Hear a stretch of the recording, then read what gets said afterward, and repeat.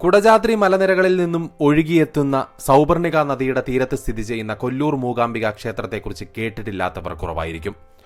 വിദ്യാദേവതയെ ആരാധിക്കുന്നവരുടെയെല്ലാം ഇഷ്ടസ്ഥലമാണ് കൊല്ലൂർ മൂകാംബിക ക്ഷേത്രം. ഒരിക്കൽ വന്നുപോയാൽ വീണ്ടും വീണ്ടും വന്നുകൊണ്ടേയിരിക്കാൻ പ്രേരിപ്പിക്കുന്ന ഒരു മായാജാലമുണ്ട് ഈ സ്ഥലത്തിന്. ഭക്തരത് ദേവിയുടെ ശക്തിയായും അല്ലാത്തവരത് കൊല്ലൂരിന്റെ പ്രകൃതിയുടെ പ്രത്യേകതയായും പറയുന്നു. 1200-ലധികം വർഷം പഴക്കമുണ്ടെന്ന് കണക്കാക്കുന്ന ക്ഷേത്ര സങ്കേതം ഒരിക്കലും വിശ്വാസത്തിന്റെയും ആരാധനയുടെയും ഇടം മാത്രമല്ല, അത് കാണേണ്ട ആസ്വദിക്കേണ്ട ചരിത്രം കൂടെയാണ്. പൊതുവെ അക്ഷരപ്രേമികളുടെയും കലാകാരന്മാരുടെയും ഇഷ്ടസ്ഥലമായാണ് മൂകാംബിക ക്ഷേത്രം അറിയപ്പെടുന്നത്. ഇവിടുത്തെ സരസ്വതി മണ്ഡപത്തിലിരുന്ന് അക്ഷരം കുറിക്കാനും കലാപരിപാടികൾക്ക് അരങ്ങു കുറിക്കാനും എത്തുന്നവർ ചില്ലറയൊന്നുമല്ല. എന്നാൽ മനസ്സിൽ തോന്നുമ്പോൾ എത്താൻ കഴിയുന്ന ഒരു സ്ഥലമല്ല മൂകാംബിക ക്ഷേത്രമെന്ന ഒരു ഐതിഹ്യം കൂടി ക്ഷേത്രത്തെ സംബന്ധിച്ചുണ്ട്. എത്രയൊക്കെ ആസൂത്രണം ചെയ്താലും ക്ഷേത്രത്തിലെത്തണമെങ്കിൽ ദൈവാനുഗ്രഹം കൂടി വേണമെന്നാണ് വിശ്വാസികളുടെ പക്ഷം. അതായത് മൂകാംബിക ദേവി നിങ്ങളെ കാണാൻ ആഗ്രഹിച്ചാൽ മാത്രമേ നിങ്ങൾക്ക് മൂകാംബിക ദേവിയെയും കാണാൻ സാധിക്കുകയുള്ളൂ. തുളുനാട്ടിൽ കൊല്ലൂർ ഗ്രാമത്തിന്റെ മധ്യത്തിലായാണ് മലയാളികളുടെ ഈ പ്രിയ ക്ഷേത്രം സ്ഥിതി ചെയ്യുന്നത്. ക്ഷേത്രത്തിന്റെ ദർശനം കിഴക്കോട്ടാണ്. 4 വശവും നിരവധി മലകളാൽ ചുറ്റപ്പെട്ട് കിടക്കുന്നു. 12 അടി ഉയരമുള്ള ആനപ്പള്ള മതിൽ ക്ഷേത്രത്തെ ചുറ്റി നിൽക്കുന്നു. കിഴക്കും പടിഞ്ഞാറും ഭാഗങ്ങളിൽ 2 ഇരുനില ഗോപുരങ്ങൾ. വലംപിരി ഗണപതി ഭഗവാന്റെ ഒരു ചെറുക്ഷേത്രം ക്ഷേത്രത്തിന്റെ തെക്ക് കിഴക്ക് ഭാഗത്തുണ്ട്. ഒരു ദിവസം മലയാളികൾ ആരെങ്കിലും ഈ ക്ഷേത്രത്തിൽ വരാതെയിരുന്നാൽ അന്ന് കൊല്ലൂർ ദേവി മലയാളക്കരയിലേക്ക് വരുമെന്ന സങ്കല്പം പ്രസിദ്ധമാണ്. എന്നാൽ മലയാളികളുടെ പ്രിയക്ഷേത്രത്തിൽ അങ്ങനെയൊരു ദിവസം ഇതുവരെ ഉണ്ടായിട്ടില്ല. നടുവിൽ സ്വർണ്ണരേഖയുള്ള സ്വയംഭൂലിംഗമാണ് കൊല്ലൂർ ക്ഷേത്രത്തിലെ പ്രതിഷ്ഠ. ഈ പ്രതിഷ്ഠയുടെ വലതുഭാഗത്തായി മഹാകാളി, മഹാലക്ഷ്മി, മഹാസരസ്വതി എന്നിങ്ങനെ 3 രൂപങ്ങളുമുണ്ട്. ഇടതുവശത്ത് ത്രിമൂർത്തികൾ സ്ഥിതി ചെയ്യുന്നുവെന്നാണ് സങ്കല്പം. കുടജാദ്രിയുടെ താഴ്വാരത്തിൽ സൗപർണികയുടെ തലോടലേറ്റാണ് മൂകാംബിക ക്ഷേത്രം സ്ഥിതി ചെയ്യുന്നത്. സ്വയംഭൂലിംഗത്തിനു പുറകിലായി ആദിശങ്കരനാൽ പ്രതിഷ്ഠിക്കപ്പെട്ട ശംഖുചക്രധാരിയായ പഞ്ചലോഹ നിർമ്മിതമായ ദേവീ വിഗ്രഹവുമുണ്ട്. ദേവീ പ്രതിഷ്ഠയ്ക്ക് പുറമെ പഞ്ചമുഖ ഗണപതി, സുബ്രഹ്മണ്യൻ, ഹനുമാൻ, മഹാവിഷ്ണു, വീരഭദ്രൻ എന്നീ ഉപദേവതകളും നാലമ്പലത്തിനുള്ളിൽ പ്രതിഷ്ഠിക്കപ്പെട്ടിരിക്കുന്നു. മൂകാംബികയുടെ ചരിത്രം അക്ഷരങ്ങളുമായി ബന്ധപ്പെട്ടുള്ളതുകൊണ്ടായിരിക്കാം ഈ ക്ഷേത്രം അക്ഷരപ്രേമികൾക്ക് ഇഷ്ടസ്ഥലമായി മാറിയത്. കൊല്ലൂർ മൂകാംബിക ക്ഷേത്രത്തെക്കുറിച്ച് ഐതിഹ്യങ്ങൾ നിരവധിയാണ്. ഈ ക്ഷേത്രത്തിന്റെ ശ്രീകോവിലിനരികിലാണ് അദ്വൈതാചാര്യനായ ശ്രീശങ്കരൻ തപസ്സിരുന്നതെന്ന് വിശ്വസിക്കപ്പെടുന്നുണ്ട്. കുടജാദ്രിയിലാണെന്ന് മറ്റൊരു വാദവുമുണ്ട്. ശങ്കരാചാര്യൻ നിർദ്ദേശിച്ച പ്രകാരമാണ് ഇന്നും ക്ഷേത്രത്തിലെ പൂജാവിധികൾ നടത്തുന്നത്. ആദിശങ്കരനുമായി ബന്ധപ്പെട്ട ഐതിഹ്യമാണ് ഏറെ പ്രചാരത്തിലുള്ളത്.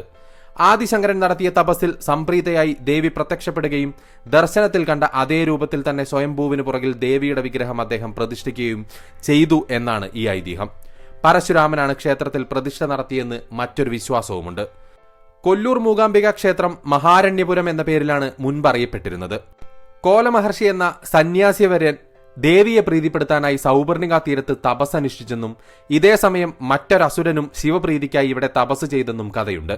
അസുരന്റെ കൊടുന്തപസ്സിൽ സംപ്രീതനായി കൈലാസനാഥൻ പ്രത്യക്ഷപ്പെട്ടപ്പോൾ വരം ചോദിക്കാൻ കഴിയാത്ത വിധത്തിൽ അസുരനെ പാർവതീദേവി മൂകനാക്കി മാറ്റി. ഇതിൽ കോപിഷ്ഠനായ അസുരൻ ദേവിയെ തപസ് ചെയ്തിരുന്ന കോലമഹർഷിക്ക് നേരെ തിരിയുന്നു.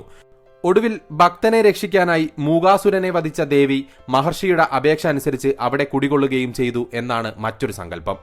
108 ശക്തിപീഠങ്ങളിൽ വിശേഷ പ്രാധാന്യമുള്ളതാണ് ഈ ക്ഷേത്രം. ദേവീ ചൈതന്യത്തോടൊപ്പം തന്നെ ശൈവശക്തി സാന്നിധ്യവും ഈ ക്ഷേത്രത്തെ മറ്റ് ആരാധനാലയങ്ങളിൽ നിന്നും വ്യത്യസ്തമാക്കുന്നു. സിദ്ധിക്ഷേത്രമായതിനാൽ ഇവിടെ ആരംഭിച്ചാൽ കാര്യങ്ങൾ ശുഭമാകുമെന്നാണ് വിശ്വാസം. ആദിശങ്കരൻ കുടജാദ്രിയിൽ തപസ് ചെയ്യുന്ന സമയത്ത് ദേവി പ്രത്യക്ഷപ്പെടുമ്പോൾ തന്റെ കൂടെ വരണമെന്നും താൻ ആഗ്രഹിക്കുന്ന സ്ഥലത്ത് ദേവിയെ പ്രതിഷ്ഠിക്കാൻ അനുമതി തരണമെന്നും അപേക്ഷിക്കുന്നു. ഈ ആഗ്രഹം സമ്മതിച്ച ദേവി ലക്ഷ്യസ്ഥാനത്തെത്തുന്നതുവരെ തിരിഞ്ഞു നോക്കരുതെന്നും തിരിഞ്ഞു നോക്കിയാൽ താൻ അവിടെ പ്രതിഷ്ഠിതയാവുമെന്നും വ്യവസ്ഥയും വയ്ക്കുന്നു. ഇപ്പോൾ മൂകാംബിക ക്ഷേത്രം സ്ഥിതി ചെയ്യുന്ന സ്ഥലത്തെത്തിയപ്പോൾ ദേവി തന്റെ പാദസ്വരത്തിന്റെ ശബ്ദം നിലപ്പിക്കുന്നു. തുടർന്ന് ശങ്കരൻ തിരിഞ്ഞു നോക്കുകയും ചെയ്യുന്നു. അങ്ങനെ ദേവി ഇവിടെ പ്രതിഷ്ഠിതയായി എന്നും ഐതിഹ്യമുണ്ട്. കൊല്ലൂർ മൂകാംബിക ദേവി ക്ഷേത്രത്തിന്റെ കിഴക്കേ നടയിലൂടെയാണ് അകത്ത് പ്രവേശിക്കേണ്ടത്. അവിടെ സ്വർണ്ണക്കൊടിമരവും ഏതാണ്ട് അത്ര തന്നെ വലിപ്പമുള്ള ദീപസ്തംഭവും കാണാം. കന്നഡ ശൈലിയിലാണ് കൊടിമരം പണിതിട്ടുള്ളത്. ദീപസ്തംഭത്തിൽ സ്തംഭഗണപതിയുമുണ്ട്. തെക്കുകിഴക്ക് ഭാഗത്ത് പടിഞ്ഞാട്ട് ദർശനമായി സുബ്രഹ്മണ്യ സ്വാമിയുടെ ശ്രീകോവിലാണ്. സുബ്രഹ്മണ്യ സ്വാമിയോടൊപ്പം നാഗദൈവങ്ങളും ശ്രീകോവിലിൽ പ്രതിഷ്ഠിക്കപ്പെട്ടിട്ടുണ്ട്. സുബ്രഹ്മണ്യ സ്വാമിയുടെ ശ്രീകോവിലിന് തൊട്ടടുത്താണ് പ്രസിദ്ധമായ സരസ്വതി മണ്ഡപം. സരസ്വതി ദേവിയുടെ വിഗ്രഹമുള്ള ഇവിടെ ദിവസവും ആയിരക്കണക്കിന് കുരുന്നുകൾ അക്ഷരം കുറിക്കാനും നൃത്തസംഗീത മികവുകൾ പ്രകടിപ്പിക്കാനും എത്താറുമുണ്ട്.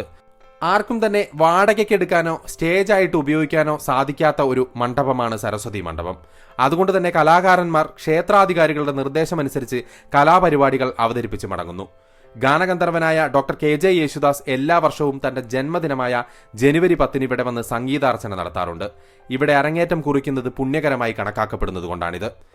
മൂകാംബിക ക്ഷേത്രം പൂർത്തിയാക്കണമെങ്കിൽ തീർച്ചയായിട്ടും സൗപർണികയിലൊന്ന് മുങ്ങി നിവരിക തന്നെ ചെയ്യണമെന്നാണ് പറയപ്പെടുന്നത്. കുടജാദ്രി മലകളിൽ നിന്നും ഉത്ഭവിച്ച് ക്ഷേത്രത്തിന് സമീപത്തു കൂടെ ഒഴുകുന്ന പുണ്യനദിയാണ് സൗപർണിക. ക്ഷേത്രത്തിൽ പോകാൻ സൗപർണികയിൽ കുളിക്കണമെന്നത് നിർബന്ധമായും ഭക്തർ പാലിക്കുന്ന അനുഷ്ഠാനമാണ്. പുണ്യനദി എന്നുകൂടി അറിയപ്പെടുന്ന സൗപർണിക ഔഷധ ചെടികളിലൂടെ ഒഴുകി വരുന്നതുകൊണ്ട് തന്നെ സൗപർണിക നദിയിലെ കുളി സർവ്വരോഗ നിവാരണത്തിനും ഉത്തമമാണെന്ന് കരുതിപ്പോരുന്നു. മീനമാസത്തിലെ ഉത്രം നാളിലാണ് മൂകാംബിക ക്ഷേത്രത്തിൽ ഉത്സവ കൊടിയേറ്റ് നടക്കുന്നത്. 9 നാളാണ് ഉത്സവം നടക്കുന്നത്. നവരാത്രിയാണ് മറ്റൊരു പ്രധാന വിശേഷ സമയം. ഈ സമയങ്ങളിൽ മണിക്കൂറുകൾ നീണ്ട വരികളിലൂടെ മാത്രമേ ക്ഷേത്രത്തിനുള്ളിൽ എത്താൻ കഴിയൂ. വിശേഷ ദിവസങ്ങളല്ലാത്തപ്പോൾ വെള്ളിയും ശനിയും ഞായറും ദിവസങ്ങളിലാണ് തിരക്ക് കൂടുതലായി അനുഭവപ്പെടുന്നത്. ക്ഷേത്രം സ്ഥിതി ചെയ്യുന്നത് കർണാടകയിലാണെങ്കിലും ഭക്തരുടെ എണ്ണത്തിൽ ഏറ്റവും കൂടുതലുള്ളത് മലയാളികൾ തന്നെയാണ്. കാരണം ആദിശങ്കരനുമായും ചോറ്റാനിക്കര ദേവിയുമായും ഒക്കെയുള്ള ക്ഷേത്രത്തിന്റെ ചില ഐതിഹ്യ ബന്ധങ്ങൾ തന്നെയാണ് അതിന്റെ പ്രധാന കാരണമായും പറയപ്പെടുന്നത്. മംഗലാപുരത്ത് നിന്ന് ഏതാണ്ട് 130 കിലോമീറ്റർ അകലെയാണ് മൂകാംബിക ക്ഷേത്രം. ഉടുപ്പിയിൽ നിന്ന് 80 കിലോമീറ്ററാണ് ദൂരം. ബൈന്ദൂർ എന്ന സ്ഥലത്തെ റെയിൽവേ സ്റ്റേഷനാണ് ഏറ്റവും അടുത്തുള്ള സ്റ്റേഷൻ. ഇവിടെ നിന്നും ഏകദേശം 28 കിലോമീറ്റർ സഞ്ചരിച്ചാൽ മൂകാംബികയിലെത്താം. മൂകാംബിക എത്തുന്നതിന് മുൻപുള്ള 20 കിലോമീറ്ററോളം വനമാണ്. കേരളത്തിൽ നിന്നും നിലവിൽ മൂകാംബികയിലേക്ക് യാത്ര തിരിക്കുന്നവർക്ക് ആശ്രയിക്കാനായി ഒരുപാട് സ്വകാര്യ ടൂറിസ്റ്റ് ഓപ്പറേറ്റർമാരുണ്ട്. അതുപോലെ തന്നെ KSRTCയുടെ ബസ്സുകൾ കൊല്ലൂർ മൂകാംബികയിലേക്ക് നേരിട്ട് സർവീസ് നടത്തുന്നുണ്ട്. ഇതിനൊക്കെ പുറമെ തന്നെ ബൈന്ദൂർ സ്റ്റേഷനിലൂടെ ഇപ്പോഴൊരു വന്ദേ ഭാരത് എക്സ്പ്രസും കടന്നു പോകുന്നുണ്ട്. മലയാളികൾക്ക് കൊല്ലൂർ മൂകാംബികയിലേക്ക് ഇപ്പോൾ എത്തിച്ചേരുക എന്നുള്ളത് വളരെ സുഗമമായിട്ടുള്ള കാര്യമാണ്. യാത്രാ സൗകര്യങ്ങളെല്ലാം തന്നെയും ഒരുപാടുണ്ടെങ്കിലും കൊല്ലൂർ മൂകാംബികയിൽ എത്താൻ ഒരു നിയോഗം വേണമെന്നാണ് ഭക്തരുടെ സാക്ഷ്യം. കൊല്ലൂർ മൂകാംബികാദേവി നിങ്ങളെ കാണാൻ ആഗ്രഹിച്ചാൽ മാത്രം നിങ്ങൾക്ക് എത്തിച്ചേരാൻ പറ്റുന്ന ഒരു ഇടമാണത്.